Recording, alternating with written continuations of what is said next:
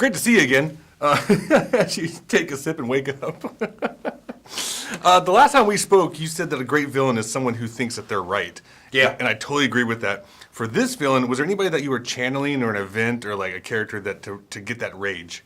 No, I feel what was lucky was that they have that scene. In fact, they kept that scene too. That scene remains in the movie where the sheriff and pardon me, Robin, who the sheriff's trying to draw towards him, have that discussion where the sheriff, basically tells him what it was like for him as a young person. Yeah. And it was pretty brutal. Yeah.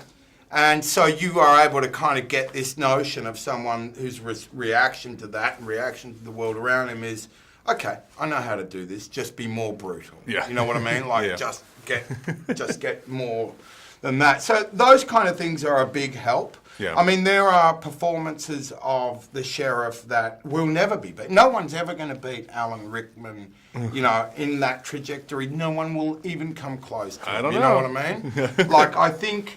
Well, I think that if I remember rightly, a review from that time called it, Wall of Death, like a wall of sound, like the Phil Spector wall of, it was called the Wall of Death effects, and it's brilliant, so we're in a different wheelhouse, and I think we've, I think we did all right. Speaking of scenes, because you talked about the one with Robin, the one that I loved was you and John. Because it just felt so evil. Like, did it feel that way on set? Like it very much. Yeah. Look, I mean, very much. And, I think you really get a sense of what a disgusting kind of a person the sheriff is at that time, too. There's a real sense of that. But, I mean, that's one of the first scenes that we shot from memory. And, oh, really?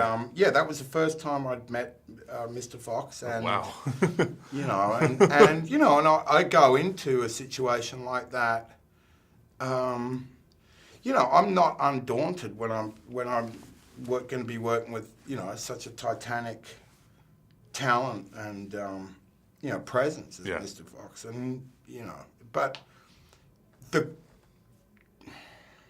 great ones make sure there's space for everyone. Sure.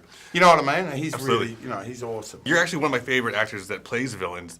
Is there any actors that inspired you that were villains? And oh, yeah. No, look, there's been a lot of them. I mean, there's a period of filmmaking around the 50s, 60s, to the early 70s with people like Vincent Price, for instance. That's a good one.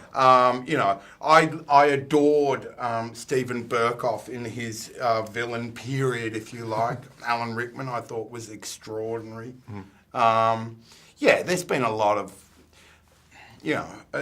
Tom Wilkinson's villain in the Rush Hour movie is awesome. There's one line he delivers which is just like, wow, where he says he's got the gun. And it's just like, no one ever, how did you think of that? So, but it's usually a compliment. Yeah. I choose to take, whether I'm deluded or not, I choose to take it as a compliment, being asked to play the bad guy. And, I try to, you just try and do your best. You try and remember that there's an audience and you want the audience to get more value than value than they're asking for. You did a great job. It's nice seeing you again. Lovely to see you. Yeah, man. Have a great day.